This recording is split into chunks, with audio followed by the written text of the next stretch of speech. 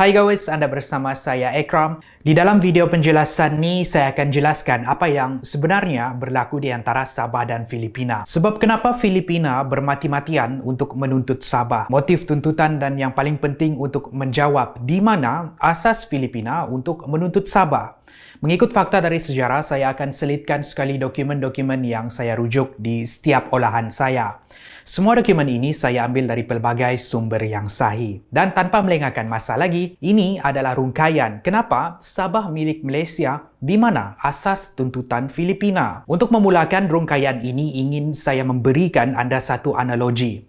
Tuntutan Filipina ke atas Sabah ni umpama Great Britain menuntut Amerika Syarikat ataupun Mongolia menuntut China. Kenapa saya bagi analogi ini? Sebab Great Britain pada asalnya menjelajah Amerika Tengah yang sekarang dikenali sebagai Amerika Syarikat. Tapi tiada pun kita dengar Great Britain cuba untuk menuntut Amerika. Macam juga Mongolia melalui Kublai Khan pernah menakluk China. Tapi tiada pula kita dengar Mongolia mahu menuntut China. Tuntutan-tuntutan ni sama macam tuntutan Filipina ke atas Sabah.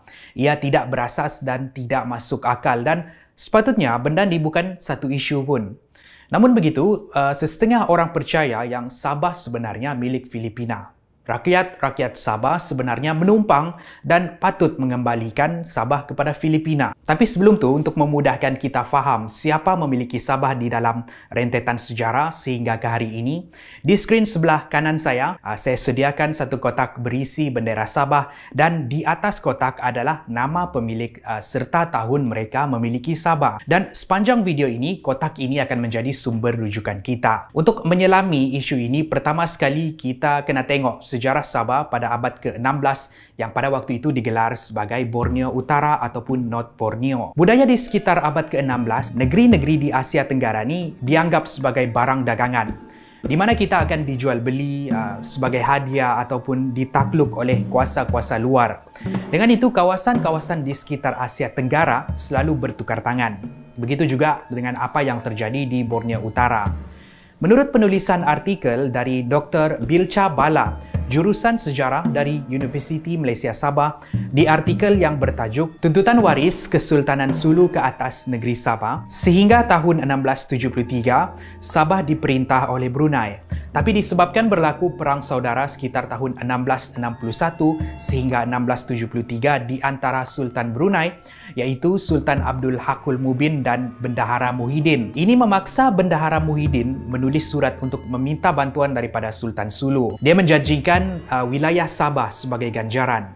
Dengan itu, sejarah percaya Kesultanan Sulu yang memiliki Sabah. Tahun berganti tahun sehinggalah pada tahun 1824. Bila mana kuasa barat seperti British, Spanyol, Belanda dan kuasa-kuasa Eropah yang lain mula masuk ke Asia Tenggara, mereka mula menjajah dan mengambil hak milik kawasan di sekitar, termasuklah di Borneo Utara. Bermula sekitar abad ke-16 dan 17, rancaklah kuasa-kuasa barat termasuk Spanyol, Britain, Jerman, Belanda dan Amerika.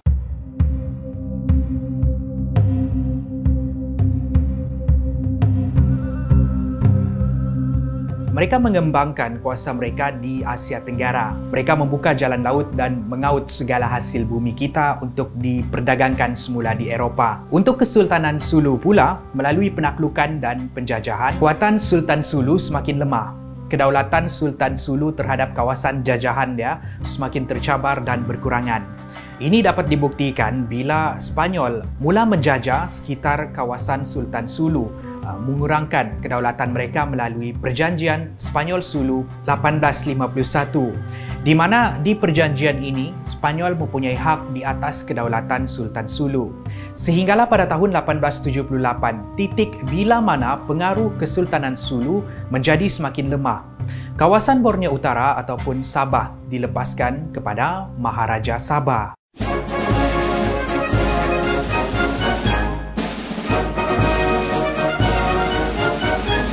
Pada 22 Januari 1878, inilah titik di mana Kesultanan Sulu yang diperintah oleh Sultan Jamalul Alam telah menyerahkan secara rasmi Borneo Utara kepada British, secara langsung melucutkan hak Sultan Sulu terhadap Borneo Utara. Perkara ini dicatatkan di dalam buku sejarah The History of Sulu yang ditulis oleh Dr. Najib M. Celebi, seorang ahli fizik dari Lubnan yang mengkaji sejarah Moro di Filipina. Di dalam penulisannya, pada tahun 1878, seorang ahli perniagaan dan juga diplomat yang berasal dari Austria-Jerman dikenali sebagai von Overbeck dan juga seorang pegawai British dan juga pengasas British North Borneo Company, Alfred Den. Mereka telah memeterai sebuah pajakan kekal untuk memiliki Borneo Utara dari Sultan Sulu. Di dalam perjanjian pajakan kekal tersebut menyatakan yang von Overbeck memiliki hak dan pengaruh terhadap Borneo Utara secara menyeluruh. Von Overbeck akan membayar wang pajakan sebanyak $5,000 setahun selain diberikan gelaran Maharaja of Sabah. Apa yang anda lihat ini ialah perjanjian asal yang diterjemahkan kepada English dari penulisan asal iaitu Jawi. Artikel penuh juga boleh dibaca di laman website Kerajaan Filipina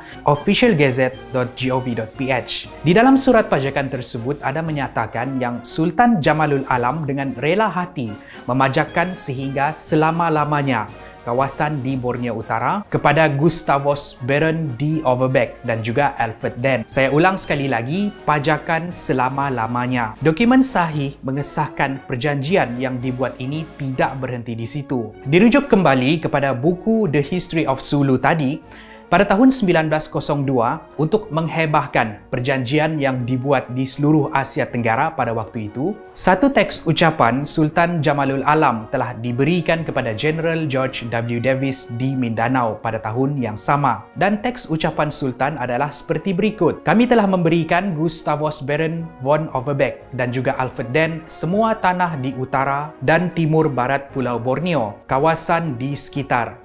Selain itu, Sultan Jamalul Alam juga membuat kenyataan yang mereka telah melantik Baron von Overbeck sebagai pemerintah mutlak dengan pangkat Datuk Bendahara dan Raja of Sandakan.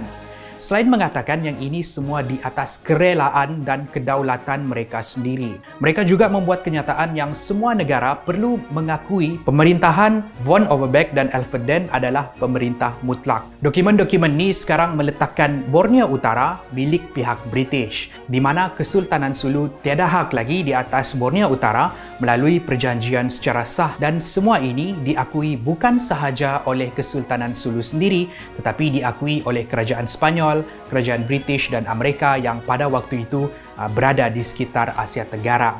Okey, sekarang kita tahu yang pihak British telah pun sah memiliki Sabah melalui pajakan kekal. Kita percepatkan rentetan sejarah yang akan mempertahankan kedudukan Sabah sebagai milik British. Selepas perjanjian pajakan kekal von Overbeck pada 22 Januari 1878 dibuat, sebuah lagi perjanjian dikenali sebagai Madrid Protocol dibuat pada 7 Mac 1885. Ini adalah sebuah perjanjian di antara England, Germany dan Spanyol, di mana Spanyol mengakui syarikat British North Borneo Company yang akan memerintah North Borneo. 13 tahun selepas itu, melalui satu perjanjian dikenali sebagai Treaty of Paris, pada Disember 1898, satu perjanjian di antara Spanyol dan Amerika di mana Spanyol menyerahkan tanah jajahan mereka kepada Amerika, tetapi Amerika tidak memasukkan sekali Borneo Utara sebagai tanah jajahan Filipina sebab bagi kerajaan Amerika, diorang tahu yang Borneo Utara dimiliki oleh British dan bukannya Filipina. Ini membuktikan kerajaan Amerika pun mengiktiraf Borneo Utara sebagai milik British. Ini dinyatakan di kajian yang dibuat oleh Dr. Orlando M. Hernando, orang jurusan undang-undang dari University Filipina, di satu kajian yang bertajuk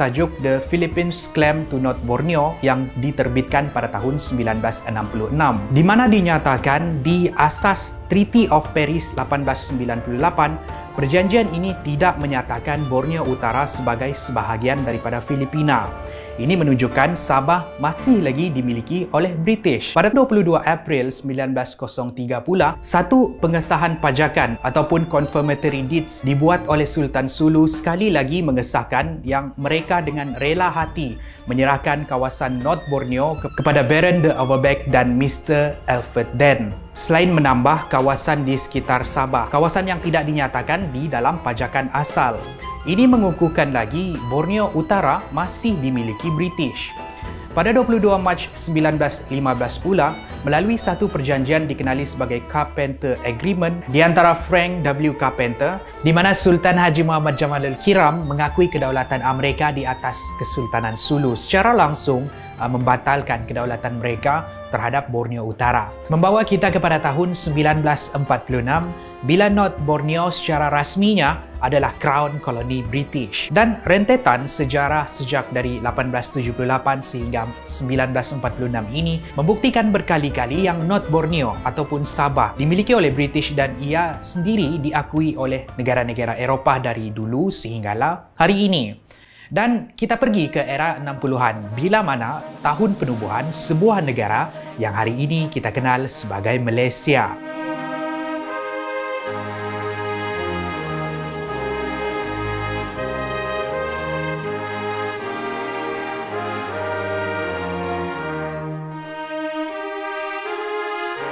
Melalui sebuah perjanjian dikenali sebagai London Agreement pada 12 September 1962, di dalam perjanjian tersebut menyatakan yang North Borneo dimasukkan di dalam Persekutuan Malaysia.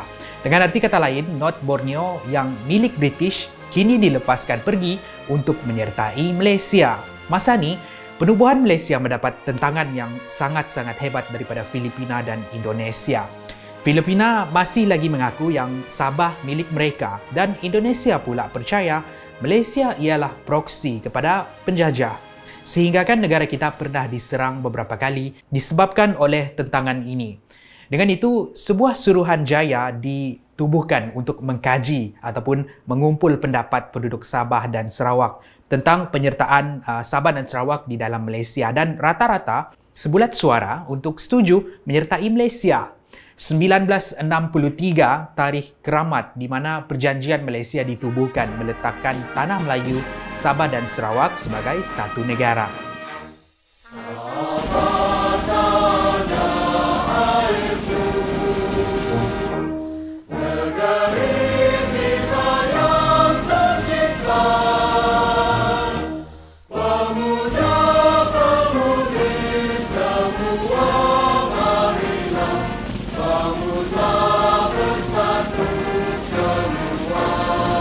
Dan itulah rentetan sejarah Sabah dari dulu sehingga hari ini sebagai bukti yang Sabah milik Malaysia.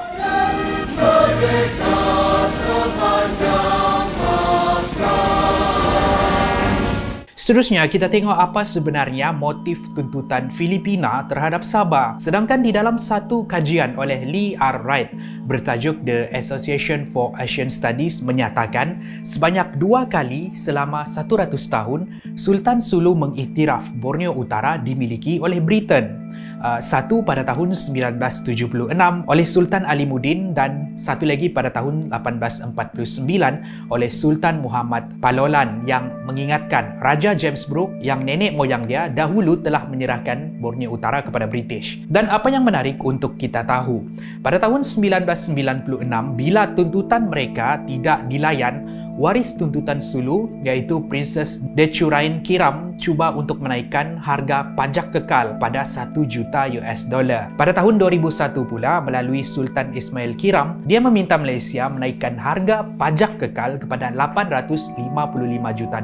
Tidak berhenti di situ, pada tahun 2008 pula kerajaan Sulu meminta Malaysia menaikkan bayaran pajak kekal sebanyak $500 juta. Dan semua tuntutan ini tidak pernah dilayan sama ada di Mahkamah Antarabangsa apatah lagi Mahkamah di Malaysia disebabkan ia tidak berasas. Melihat sejarah daripada tuntutan-tuntutan ini, adakah tuntutan ini berasaskan duit dan duit semata-mata?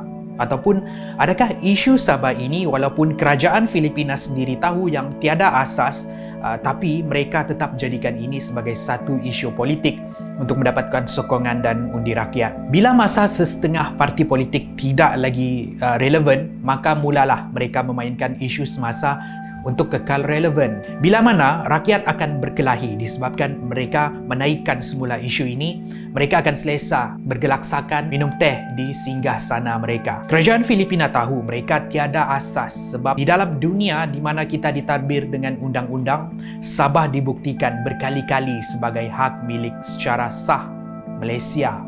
Isu-isu macam ni akan memperkotak-katikkan rakyat, khususnya kami yang hidup di Sabah ni.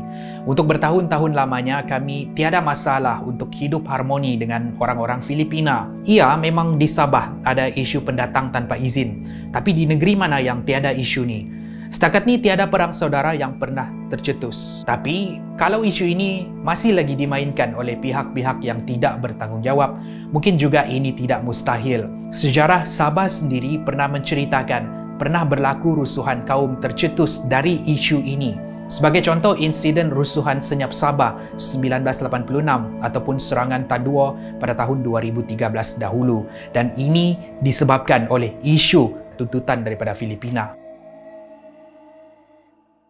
Persoalannya sekarang, kenapa tidak biarkan rakyat Sabah sendiri yang menentukan nasib negeri kami? Penduduk asli dan majoriti Sabah yang telah tinggal di sini sejak beribu-ribu tahun dahulu. Dibuktikan di dalam satu kajian ditulis oleh Mina Sintian dari Universiti Pendidikan Sultan Idrus di sebuah kajian yang bertajuk Perkahwinan Etnik Kadazan Dusun Tradisional, Satu Perjalanan Adat. Ia membuktikan yang masyarakat Kadazan Dusun telah hidup di Borneo sekitar tahun 4000 sebelum Masihi lagi. Di kajian oleh Thomas R. Williams menyatakan yang sejak dari tahun 1800 lagi, etnik Sabah mula turun dari bukit ke daerah lain. Ini disokong dengan kajian-kajian yang lain membuktikan penduduk asli Sabah adalah Kadazan Dusun Murut. Dan bila tahun berganti tahun, bangsa-bangsa lain mula masuk dan menjadi etnik dan diterima dengan tangan terbuka oleh penduduk asli Sabah. Dan sehingga hari ini, penduduk Sabah secara khususnya dan Malaysia secara amnya hidup dengan harmoni. Pokoknya di sini dibuktikan di dalam Suruhanjaya Kobot, rakyat Sabah yang memilih untuk menyertai Malaysia. Penduduk Sabah asli yang tinggal di sini sejak beribu-ribu tahun yang lalu, sebelum Kesultanan Sulu datang memerintah sekitar 1800. Mereka yang memutuskan untuk menyertai Sabah. Jadi kenapa dipersoalkan lagi dengan tuntutan yang tidak berasas? Apa yang ironi kalau digunakan logik kerajaan Filipina hanya kerana disebabkan dulu Sultan Sulu memerintah kawasan di sekitar Sabah, sehingga sekarang mereka menganggap Sabah masih lagi dimiliki oleh Sultan Sulu dan membuatkan kerajaan Filipina bermati-matian mahu menuntut Sabah. Logik mereka ni tidak masuk akal. Kenapa? Sebab satu, Sabah milik orang-orang Sabah, dan yang kedua, mungkin Malaysia pun boleh menuntut Kesultanan Sulu. Kenapa? Sebab pengasas Kesultanan Sulu pada tahun 1405 dahulu dikenali sebagai Syed Wal Sharif Abu Bakar. Beliau dilahirkan di Johor, Malaysia.